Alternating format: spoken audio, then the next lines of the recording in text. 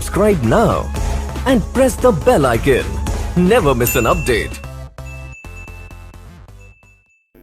જય શ્રી કૃષ્ણ વિદ્યાર્થી મિત્રો, આજે આપણે ધોરણ 10માં 13મું ચેપ્ટર એના વિશે વધારે આગળ ભણશું.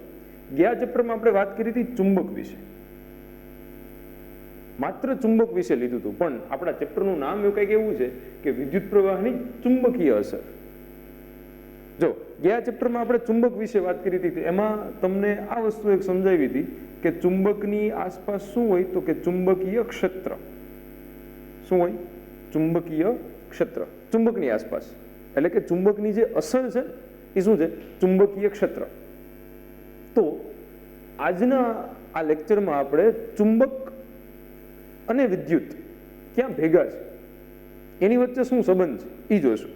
ચાલો, તો ચુંબકીય ક્ષેત્રને બી વડે દર્શાવાય એ તમને ખબર છે. ચુંબકની આસપાસ જે ક્ષેત્ર હોય ને ચુંબકીય ક્ષેત્ર કહેવાય, જેના કારણે લોખંડ આકર્ષાય છે, ધાતુ આકર્ષાય છે. પણ ચુંબકીય ક્ષેત્ર એટલા પૂરતું સીમિત નથી, એના ઘણા બધા ઉપયોગ છે, વ્યવહારિક ઉપયોગ છે, ઘણી બધી નવી એની ઉપરથી સંશોધન થઈ ગયા છે. ચાલો, તો આજ બે વિશે શું સંબંધ છે ને એ જોઈ લઈએ આપણે. ઓસ્ટર્ડ નામનો વૈજ્ઞાનિક હતો, એણે 1920માં એક પ્રયોગ કર્યો. એ પ્રયોગ આવ્યો ને અહીંયાથી ઘણી બધી નવી ટેકનોલોજી આવી ગઈ. અત્યારે આપણે જનરેટર બનાવીએ છીએ, આપણે સ્પીકરમાં અવાજ સાંભળીએ છીએ, કે પછી અહીંયા જે મારી પાસે સ્પીકર છે એ સ્પીકરમાંથી તમને સ્ટોર થઈને સેવ થઈને તમને અવાજ મળે છે. ઘણી બધી પંખો હાલે છે. બહુ મોટો ફેર પડ્યો આના પછી. શું હતો એ પ્રયોગ? એની પહેલા આપણે એ જોઈ લઈ કે 1920 એટલે કે ઓસ્ટ્રેલિયા કીધું ને એની પહેલા શું હતું, પહેલા શું માનતા. આ બે વસ્તુ. આનો મતલબ કે 1820 પહેલા ઓસ્ટ્રેલિયા જે પ્રયોગ કર્યો એની પહેલા બધા જે કાંઈ વૈજ્ઞાનિક બધા એવું માનતા કે ચુંબક અને વિદ્યુત આ બે નોખા છે. ચુંબકમાં ચુંબકીય ક્ષેત્ર આવે, એ ધાતુને આકર્ષે, એ જુદું. વિદ્યુતમાં વિદ્યુત ક્ષેત્ર આવે, આગળ ભણશો તમે વધારે આના વિશે, કે વિદ્યુત ક્ષેત્ર આવે, વિદ્યુત ભાર આવે, વિદ્યુત ભાર ગતિ કરે એટલે પ્રવાહ આવે, પછી વોલ્ટેજ ને અવરોધ ને ઓહમનો નિયમ ને ઘણું બધું આપણે ચેપ્ટર નંબર 12માં ભણી ગયા. તો બેયમાં કાંઈ વચ્ચે સમાનતા છે નહીં, બે વચ્ચે કોઈ પ્રકારનો સંબંધ છે? કોઈ પ્રકારનો સંબંધ જ નથી બે વચ્ચે. એવું આ પ્રયોગ પહેલા માનતા. જ્યાં વિદ્યુત હોય ત્યાં ચુંબક ન હોય, જ્યાં ચુંબક હોય ત્યાં વિદ્યુત ન હોય, આવું માનતા. હતું નહીં ખરેખર. ઓકે, શું થયું? 1820 પછી જે ઓસ્ટ્રેલિયા પ્રયોગ કર્યો ને એની પછી એક અલગ જ ક્રાંતિ આવી, અલગ જ આખી. અને ઘણી બધી નવી સંશોધન થવાના ચાલુ થયા. એની પછી આપણે વિદ્યુત ઉત્પન્ન કરતા થઈ ગયા. એ પહેલા વિદ્યુત ઉત્પન્ન નહોતી થઈ, શક્ય નહોતું. ત્યારે ખબર નહોતી કે આવી રીતે થાય, ત્યારે ખબર નહોતી કે આ બે વચ્ચે કંઈક સંબંધ છે. ઓકે, તો 1820 પહેલા એવું માનતા કે વિદ્યુત અલગ છે, ચુંબક અલગ છે. આપણે એ એટલા માટે જ પહેલા લેક્ચરમાં માત્ર ચુંબક વિશે જ વાત કરી છે. ચુંબકીય ક્ષેત્ર રેખા આવી ગઈ, ચુંબકીય ક્ષેત્ર કીધું, ઓલા ચુંબકના પ્રકાર તમને કીધા. ઓકે, એને બી વડે દર્શાવાય કીધું, ક્યાંક વધુ હોય ક્યાંક ઓછું હોય, ક્ષેત્ર રેખા વડે દર્શાવાય, આ બધી વાત કરી. અહીંયા આપણે બેને ભેગા કરી દઈએ. એટલે કે આજના આ પ્રયોગ, આજના લેક્ચરમાં આપણે પ્રયોગ ભણશું. શું તો? ઓસ્ટર્ડનો પ્રયોગ. શું થયું એક વખત કે આ વિજ્ઞાનના શિક્ષક હતા અને પોતે એના ક્લાસમાં વિજ્ઞાન વિષય ભણાવતા હતા. તો કોઈ વિદ્યુત ઉપર એક પ્રયોગ આવો, આ કોઈ તાર છે, આ બેટરી છે, પ્લસ માઇનસ છેડા અહીં જોડી દઈએ આપણે. અહીંયા કોઈ કળ રાખવું છે. કળ એટલે એક સામાન્ય એવી સ્વિચ, બીજું કંઈ નહીં. સ્વિચ એક ઘરે પંખાની સ્વિચ હોય ને એવી, કે સ્વિચ ચાલુ કરો તો પંખો ચાલુ થાય એટલે કે પ્રવાહ વહે છે. સ્વિચ બંધ કરો તો અહીંથી પ્રવાહ આગળ જતો નથી, એટલે કે પ્રવાહ બંધ થઈ ગયો, સ્ટોપ થઈ ગયો. હવે તાર અહીંયા લીધો, એને બેટરી જોડી હતી. કોઈ બીજો પ્રયોગ કરતા હતા અને પ્રયોગ એક સાઈડમાં ટેબલ ઉપર પડ્યો હતો ક્લાસરૂમમાં, બંધ હતું, સ્વિચ બંધ હતી. બાજુમાં એક હોકા યંત્ર પડ્યું હતું, અહીંયા હોકા યંત્ર પડ્યું હતું. એની સોય છે ને આવી રીતે ગોઠવાયેલી હતી. આ ઉત્તર ધ્રુવ, આ દક્ષિણ ધ્રુવ, આવી રીતે સ્થિર હતું, બધું પડ્યું હતું ટેબલ ઉપર એમને. અત્યારે પ્રવાહ વહેતો નથી. શું થયું કે કોઈ વખતે ઓસ્ટર્ડે એની સ્વિચ ચાલુ કરી દીધી.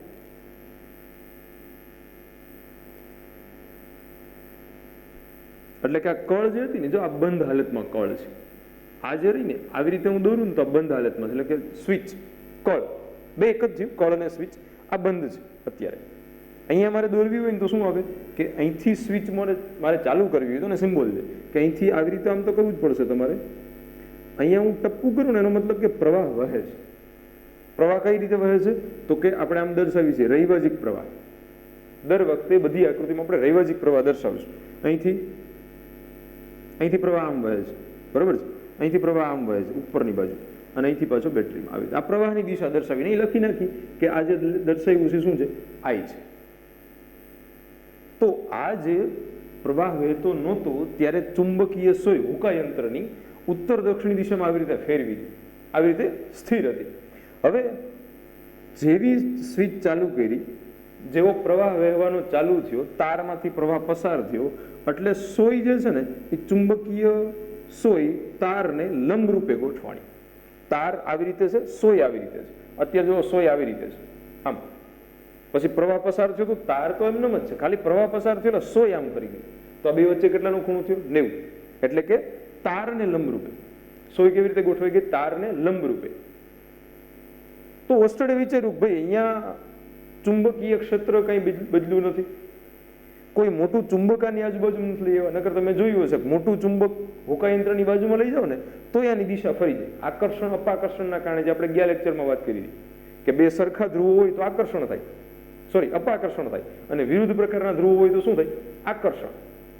સરખા હોય છેટા ભાગે, વિરુદ્ધ પ્રકારના હોય તો આકર્ષણ થાય. તો અહીંયા તમે નજીક બીજું લઈ જશો ને તો કાં આકર્ષણ ને કાં અપાકર્ષણ થાય, તો એના કારણે આ સોય ફરશે. પણ જો નવું ચુંબકીય ક્ષેત્ર આપો તો, આને જો તમે કોઈ પ્રકારનું બીજું ચુંબકીય ક્ષેત્ર નથી આપતા તો આની દિશા બદલાશે નહીં, ઉત્તર દક્ષિણ દિશામાં જ રહે. તો અહીંયા કંઈક એવી ઘટના બની હશે કે પ્રવાહ પસાર નહોતો થતો ત્યારે અને પ્રવાહ પસાર થતો હતો ત્યારે કંઈક ફેર પડ્યો. તો એને વિચાર્યું કે નક્કી આમાંથી પ્રવાહ પસાર કરતા આસપાસ ચુંબકીય ક્ષેત્ર ઉત્પન્ન થતા હોવા જોઈએ તારની આસપાસ. આનું ચુંબકીય ક્ષેત્ર તો હતું જ, એકદમ ઝીણી એવી સોય હતી, સાવ આમ હતી. પ્રવાહ પસાર કર્યો એટલે કોઈ કારણોસર આમ ગોઠવાઈ ગયું. તો એની ઉપરથી મેં તમને કીધું એમ કે એક જ શક્યતા હોઈ શકે કે આ તારમાંથી પ્રવાહ પસાર થયો એટલે તારની આસપાસ ચુંબકીય ક્ષેત્ર ઉત્પન્ન થયું હશે. તારની આસપાસ ચુંબકીય ક્ષેત્ર શબ્દ હું બોલું છું ઉત્પન્ન થયું હશે, હતું નહીં એની પાસે. પેલા પ્રવાહ હતો, અહીંયા પ્રવાહ કેવો હતો, 0 નહોતો. અહીંયા પ્રવાહ પસાર થયો એટલે શું મળ્યું, ચુંબકીય ક્ષેત્ર. તો અહીંયાથી ઓસ્ટર્ડે માત્ર એક જ પ્રયોગ કર્યો હતો. એણે માત્ર એક જ વસ્તુ દર્શાવી હતી કે કોઈ તારમાંથી, આપણે નિયમ લખી નાખીનો સિદ્ધાંત લખી નાખી કે કોઈ પણ ખુલ્લો તાર હોય, ખુલ્લો વાહક તાર, હું ખાલી તાર લખું છું પણ અહીંયા તમે આખો શબ્દ લખી શકો, ખુલ્લો વાહક તાર. ખુલ્લા વાહક તારનો મતલબ શું થાય કે આ વાયર છે આખો, તમે જોયું છે કે એની ઉપર કાં બ્લેક કાં બ્લુ કાં રેડ કવર એની ઉપર હોય, જે અવાહક કવર હોય.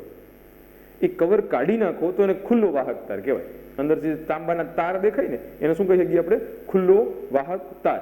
એટલે ખુલ્લા વાહક તારમાંથી જો પ્રવાહ પસાર કરો, પ્રવાહ પસાર થતા શું થશે, એની આસપાસ, કોની આસપાસ, તારની આસપાસ, તારની આસપાસ પ્રવાહને લીધે શું ઉત્પન્ન થાય, ચુંબકીય ક્ષેત્ર મળશે. ચુંબકીય ક્ષેત્ર, આ શબ્દ મહત્વનો છે કે ચુંબકીય ક્ષેત્ર ઉત્પન્ન થાય છે. એની પાસે હતું નહીં, પણ કોના કારણે મળ્યું તો કે પ્રવાહના કારણે. કોના કારણે મળ્યું, પ્રવાહના કારણે. તો ઓસ્ટર્ડે તો આટલું જ દર્શાવ્યું, આને ઓસ્ટર્ડનો પ્રયોગ કહેવાય. બે આકૃતિ યાદ રાખવાની છે. આમાં એરો નથી દર્શાવવાનો કેમ કે ત્યાં આપણે પ્રવાહ પસાર કરતા નથી. અહીંયા સોયને ઉત્તર દક્ષિણ દિશામાં રાખવાની છે. પ્રવાહ પસાર થયો, લંબ ગોઠવાય છે. તો ઓસ્ટર્ડે એવું વિચાર્યું કે નક્કી આની પાછળ કંઈક કારણ એવું હશે કે જો આને તમે નવું બહારનું ચુંબકીય ક્ષેત્ર આપો તો જ આની દિશા બદલાય, નકર દિશા બદલાય નહીં.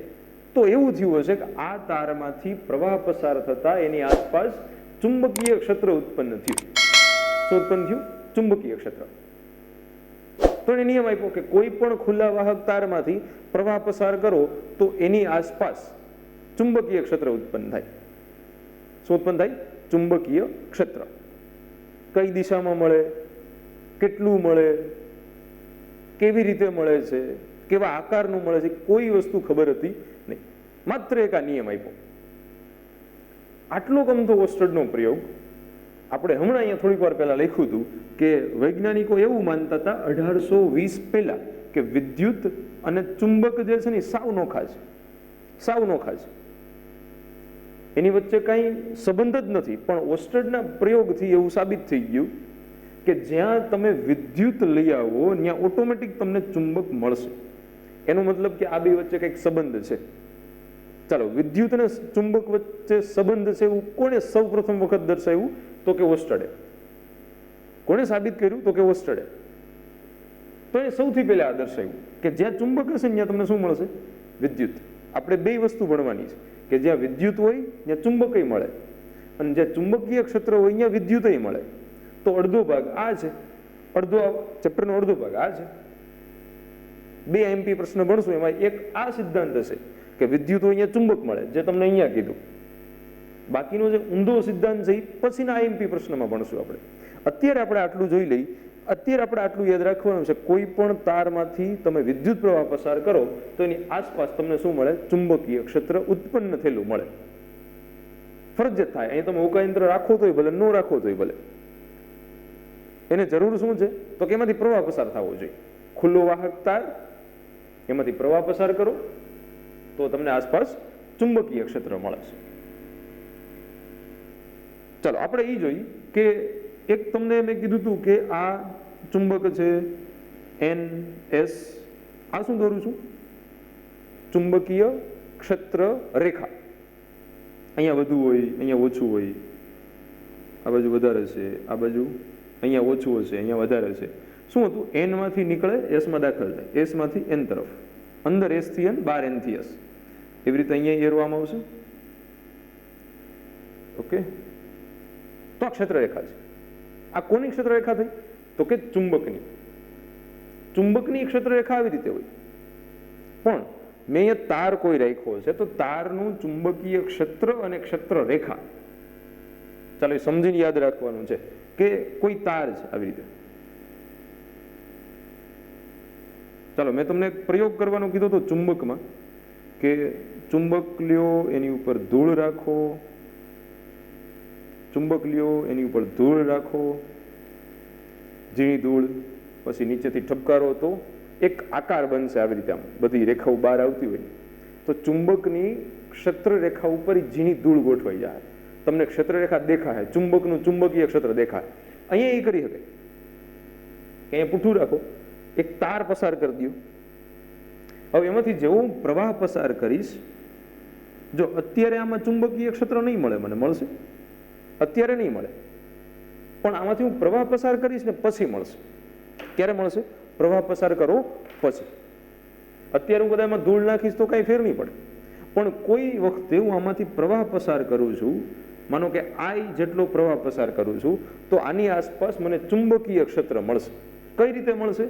જો યાદ રાખો, આવી રીતે વર્તુળાકારે. કેવી રીતે? આમાં N અને S ધ્રુવો ન હોય. અહીંયા તમે N અને S ધ્રુવ ગોતવા જશો ને તો આમાં નહીં મળે, તારમાં નહીં મળે, ચુંબકમાં જ મળે માત્ર. અહીંયા N અને S ધ્રુવ સિવાય, N અને S ધ્રુવ વગર તમને ચુંબકીય ક્ષેત્ર મળશે. સેમ પાછું ઓસ્ટર્ડનો નિયમ કે કોઈ વાહક તારમાંથી, ખુલ્લા વાહક તારમાંથી પ્રવાહ પસાર કરો એટલે એની આસપાસ તમને ચુંબકીય ક્ષેત્ર મળે. તમે પૂઠું લીધું, એની પર થોડીક ધૂળ નાખી, સાવ થોડી એવી ઝીણી એવી, વચ્ચે અહીંથી આમ તાર પસાર કર્યો, પ્રવાહ પસાર કરશો એટલે ધૂળ જરીને આમ વર્તુળાકારે ગોઠવાઈ જાય આવી રીતે. એ આકૃતિ પ્રયોગ કરવાની જરૂર જ નથી. આપણે આકૃતિ કંઈક આવી મળશે આપણે. એનો મતલબ કે અહીંયા ક્ષેત્ર રેખા જે છે કેવી રીતે હશે? અહીંયા ક્ષેત્ર રેખા જે છે કેવી રીતે હશે? વર્તુળાકારે. કેવી હશે? આવી વર્તુળાકારે. તો ચુંબકમાં તમને હમણાં દોર દીધી એવી મળશે. એક નીચે સર્કલ હોય, એક ઉપર સર્કલ હોય, લંબગોળ જેવા સર્કલ. આમાં એક્ઝેક્ટ સર્કલ હશે, એક્ઝેક્ટ ગોળ હશે, વર્તુળ હશે. જો તો અહીંયા મારે દિશા જાણવી છે, મારે દિશા જાણવી છે કે અહીંયા જે ચુંબકીય ક્ષેત્ર મળે છે તાર દ્વારા, એ કઈ રીતે મળશે, ખરેખર કઈ રીતે મળશે મારે એ જોવું છે. આ તાર છે, એમાંથી હું પ્રવાહ પસાર કરું છું ઉપરની બાજુ, તો મને ચુંબકીય ક્ષેત્ર આવી રીતે મળે વર્તુળાકારે આ બિંદુના કારણે. આજે હું તમને પ્રયોગ કહું છું, ધોરણ નંબર 12માં ચોથા ચેપ્ટરમાં આવશે. ધોરણ 12માં પાર્ટ 1માં બે વૈજ્ઞાનિક હતા, બાયો અને સાવર. તો એને બે આની ઉપર ઘણા બધા પ્રયોગ કર્યા. આને તો ઠીક આ દઈ દીધું કે કહી દીધું હાલો ભાઈ હવે છે ને તમે કોઈ તારમાં પ્રવાહ પસાર કરશો ને તો આસપાસ ચુંબકીય ક્ષેત્ર મળશે. હવે મતલબ કે પહેલા મળતું જ હતું પણ ખબર નહોતી. આણે સિદ્ધાંત આપ્યો કે આ ટૂંકમાં લખ્યો જ નહીં. તો એની ઉપર ઘણા બધા વૈજ્ઞાનિકો ઘણા બધા પ્રયોગ સ્ટાર્ટ કર્યા. એમાં સૌથી પહેલા ક્યાં કેટલું મળશે, કઈ દિશામાં મળશે અને કઈ રીતે મળશે, એ બાયો સાવરના નામના વૈજ્ઞાનિક હતા. બે નામ લખી નાખીએ આપણે, આખો પ્રશ્ન આવશે, બહુ સરસ છે. બાયો સાવર તમારે નથી આવતું, 10મા ધોરણમાં નહીં આવે. તો એને છે ને સૂત્ર આપ્યું, એને દિશા આપી, ક્યાં કયા પ્રકારનું મળે, કઈ દિશા મળે, કેવા આકારનું મળે, બધી વધારેની માહિતી એને આપી. આપણે તો ખાલી એટલું જ જોવું છે કે કોઈ સીધો તાર હોય તો એની આસપાસ ચુંબકીય ક્ષેત્ર કઈ રીતે મળે, કઈ દિશામાં મળે. ઓકે, તો આમે તાર લીધો છે. અહીંયા તમને કીધું કે કેવું મળે, વર્તુળ. તો વર્તુળમાં તો દિશા આમય હોઈ શકે અને આમય હોઈ શકે. દિશા બે બાજુ હોઈ શકે ને, કે એક બાજુ તો ન હોય. આમ તોય વર્તુળ કહેવાય, આમ હશે તોય વર્તુળ કહેવાય. તો આના માટે શું કરવાનું છે કે જમણા હાથનો નિયમ છે. ચાલો, આની જરૂર નથી તમારે, આ આવશે પાછું બાર સાયન્સમાં. કોઈ પણ વાહક તારમાંથી વિદ્યુત પ્રવાહની દિશા જાણવી હોય ને તો એના માટે નિયમ છે જમણા હાથનો નિયમ. શું નિયમ છે? જમણા હાથના અંગૂઠાનો નિયમ.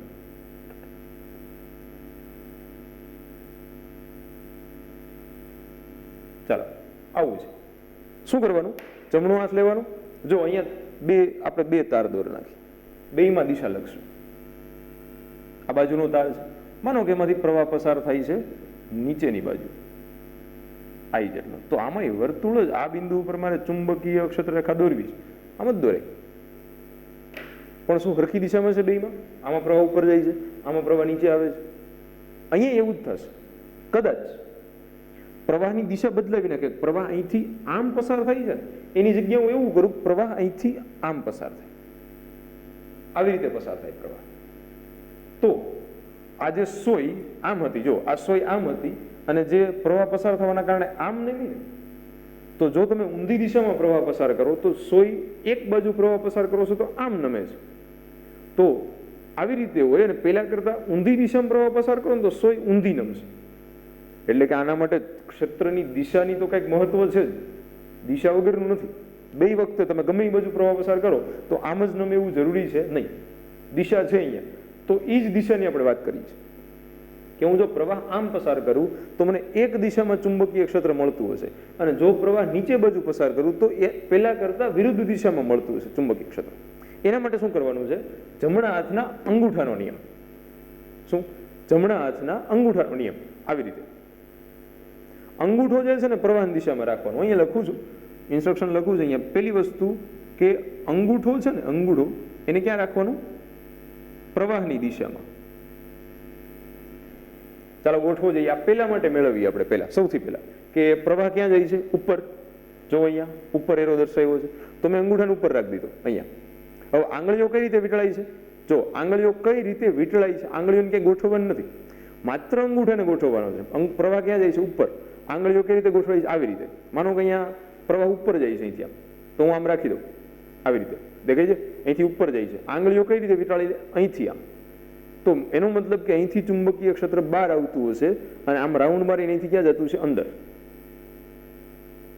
થયું? અંગૂઠો પ્રવાહની દિશામાં, આંગળીઓ જે છે એ ક્યાં આવશે? ક્ષેત્ર રેખાની દિશામાં. તો જો અંગૂઠો ઉપર રાખો તો આંગળીઓ ફરજિયાત જમણા હાથની આવી રીતે જ વીંટળાવવાની છે. જો આવી રીતે. તો ચુંબકીય ક્ષેત્ર અહીંથી આમ મળશે, આવી રીતે અહીંથી બહાર આવશે અને આમ મારીને અહીંથી આમ આટો મારીને ક્યાં જાય? અંદર. અહીંથી આમ વળી પાછું પાછળથી આમ. એટલે આવી રીતે વર્તુળ મળશે. માનો પ્રવાહ નીચે જાય તો પ્રવાહ નીચે જાય છે આવી રીતે, તો અંગૂઠાને ક્યાં રાખવાનો? પ્રવાહની દિશામાં. અને આંગળીઓ ક્યાં આવશે? આવી રીતે. આવી રીતેનો મતલબ શું થાય કે અહીંથી બહાર આવશે ચુંબકીય ક્ષેત્ર, અહીંથી બહાર, અને આમ અહીંથી અંદર, અહીંથી ચુંબકીય ક્ષેત્ર અંદર અને અહીંથી આમ બહાર. આવી રીતે ચુંબકીય ક્ષેત્રરેખા મળશે. ચાલો ગોઠવું જોઈએ. આમાં કેમ મેળવશું આપણે? અંગૂઠો પ્રવાહની દિશામાં એટલે કે ઉપર, આંગળીઓ કઈ રીતે વીંટાળાય છે? આવી રીતે. એટલે કે ચુંબકીય ક્ષેત્રરેખાની દિશા અહીંથી આમ દર્શાવી શકાય.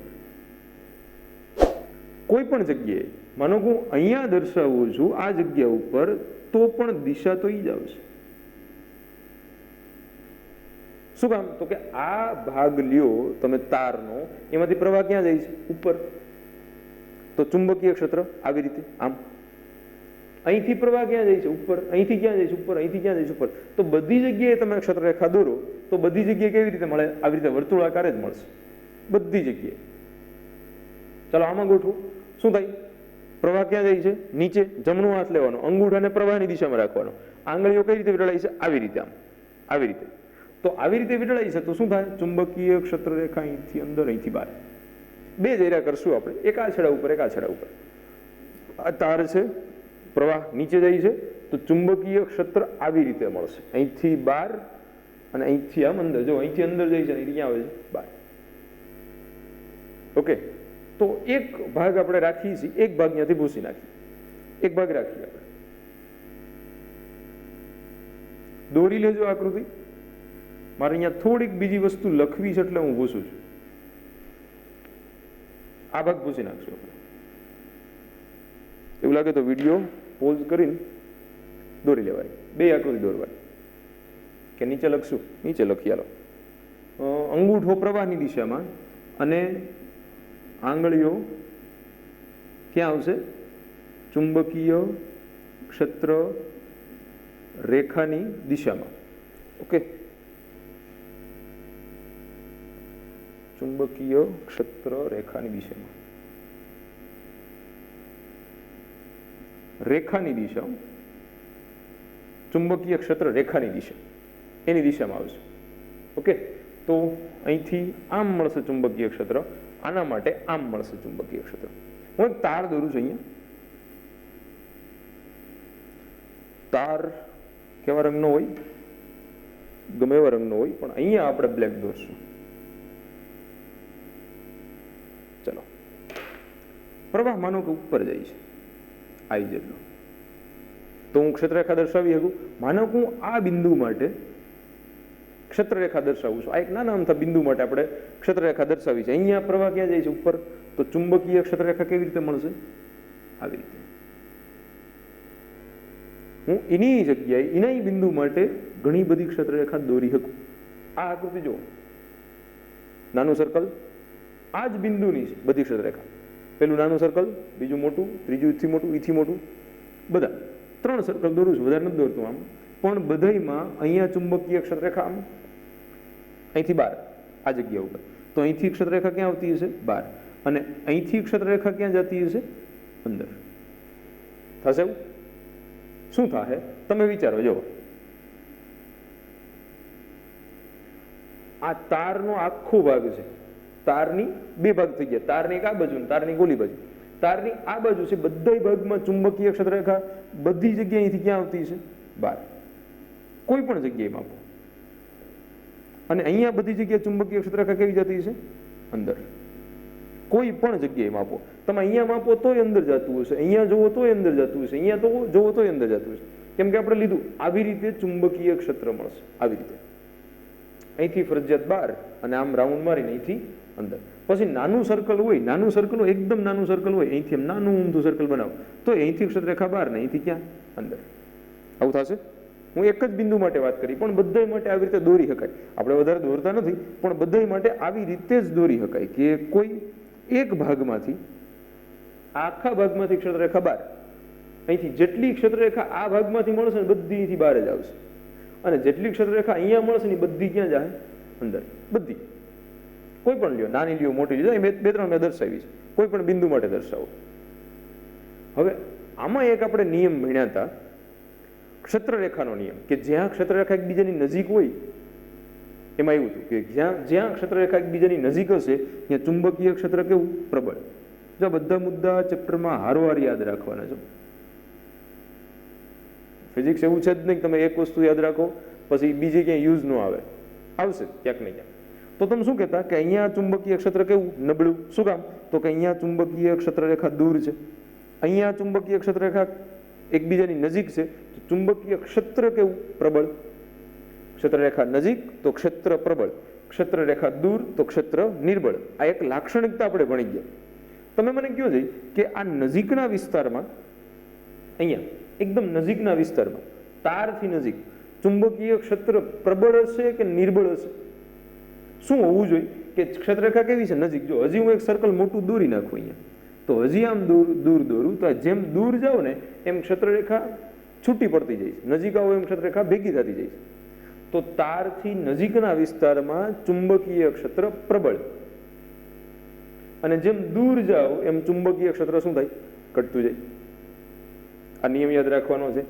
અંતરારે ચુંબકીય ક્ષેત્ર અંતરારે કેવું હશે? વ્યસ્ત પ્રમાણમાં હશે. ચુંબકીય ક્ષેત્ર અંતરારે કેવું હશે? વ્યસ્ત પ્રમાણમાં હશે.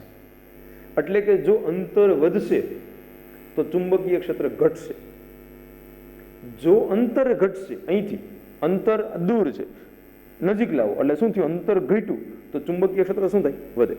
તો એમ કહીએ કે તારના નજીકના ભાગમાં અંતર ઓછું તો ચુંબકીય ક્ષેત્ર વધારે, તારથી દૂર જાઓ એમ અંતર વધતું જાય અને ચુંબકીય ક્ષેત્ર ઘટતું જાય. તો ક્યાં હોય સૌથી વધારે ચુંબકીય ક્ષેત્ર? ક્યાં હોય? તો કે નજીકના બિંદુમાં, નજીકના વિસ્તારમાં. હું અહીંયા નજીકમાં આપીશ ને તો ચુંબકીય ક્ષેત્ર સરખું મળશે. ચાલો હું અંતર નો બદલાવું તો માનો કે અંતર નજીક ઓછું કરું તો ચુંબકીય ક્ષેત્ર વધે, અંતર વધારવું તો ચુંબકીય ક્ષેત્ર ઘટે. વ્યસ્ત પ્રમાણમાં છે. તો અંતર જો ઓછું કરીશ તો ચુંબકીય ક્ષેત્ર નજીક આવતા વધશે, અંતર જો વધારીશ તો ચુંબકીય ક્ષેત્ર દૂર જતા ઘટશે. તો અંતર જ ન બદલાવું તો હું એમ કરું તો આ તાર છે, આ તાર છે, પ્રવાહ ઉપર જાય છે, બરોબર. હું એક અહીંયા માપું, એક અહીંયા માપું, એક અહીંયા માપું, એક અહીંયા, એક અહીંયા, અહીંયા. જો તારથી બધા કેવા છે? સરખા અંતરે છે. તારથી બધા બિંદુ સરખા અંતરે છે. તો બધા બિંદુ ઉપર મળતું ચુંબકીય ક્ષેત્ર કેવું છે? સરખું. ઓકે. અંતર બદલે તો ચુંબકીય ક્ષેત્ર બદલે, નકર બદલશે. ચાલો, આ તો થઈ ગયું અંતર. આરે અંતર આપણે ફિક્સ કરી નાખીએ કે હું અહીંયા કોઈ માપું છું અંતર આટલું. માનો કે તારથી છે ને કાંઈ પણ લઈ લઉં આટલું, તારથી માનો 10-5 સેન્ટીમીટર કોઈ પણ પી બિંદુ છે, અહીંયા હું ચુંબકીય ક્ષેત્ર માપું છું. અહીંયા શું આવ્યું કે તમે જેવો પ્રવાહ પસાર કરો ને તો ચુંબકીય ક્ષેત્ર ઉત્પન્ન થાય, વધે. પ્રવાહ 0 તો ચુંબકીય ક્ષેત્ર કેટલું? 0. અહીંયા 0 હતો પ્રવાહ, ચુંબકીય ક્ષેત્ર કેટલું? 0. અહીંયા પ્રવાહ કંઈક પસાર કર્યો તો ચુંબકીય ક્ષેત્ર વધ્યું, ઉત્પન્ન થયું. તો અહીંયા એવું થશે ને કે તમે આ તારમાં કોઈ આ જગ્યા ઉપર, હવે આપણે અંતર નથી બદલાવતા, તમે જો અંતર એનું જ રાખી છે આપણે. માનો 5 સેન્ટીમીટર બિંદુ ઉપર રાખ્યું, પહેલા હું I જેટલો પ્રવાહ પસાર કરું તો મને એક ચુંબકીય ક્ષેત્ર મળે છે. પછી પ્રવાહ જે કંઈ હતો ને એની કરતાં ડબલ કરી નાખું, 2I કરી નાખું, અહીંથી પ્રવાહ વધારી દીધો તો એના બિંદુ ઉપર માપવું તો ચુંબકીય ક્ષેત્ર શું થાય? વધશે. કેમ કે જો ચુંબકીય ક્ષેત્ર 0 તો પ્રવાહ 0 તો ચુંબકીય ક્ષેત્ર 0. જો પ્રવાહ કંઈક હશે તો ચુંબકીય ક્ષેત્ર મળશે. મતલબ કે પ્રવાહ વધારો છો તો ચુંબકીય ક્ષેત્ર મળે છે એવું ઓસ્ટરે કીધું. તો હું લખી શકું કે કોઈ પણ ચુંબકીય ક્ષેત્ર છે એ પ્રવાહ હારે સમપ્રમાણમાં હશે. શું હશે? પ્રવાહ હારે સમપ્રમાણમાં. પ્રવાહ વધારો તો ચુંબકીય ક્ષેત્ર વધે, પ્રવાહ ઘટાડો તો ચુંબકીય ક્ષેત્ર પણ ઘટે. આજે હું તમને કહું છું ને બાયો સાવરના નિયમ ઉપરથી કહું છું.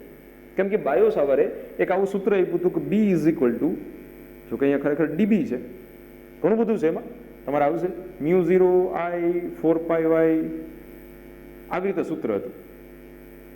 જોજે, Y એટલે છે ને અંતર થાય, B એટલે તમને શું કીધું હતું? ચુંબકીય ક્ષેત્ર. DB નથી લખતો, હું B લખું છું. અને I એટલે શું થાય?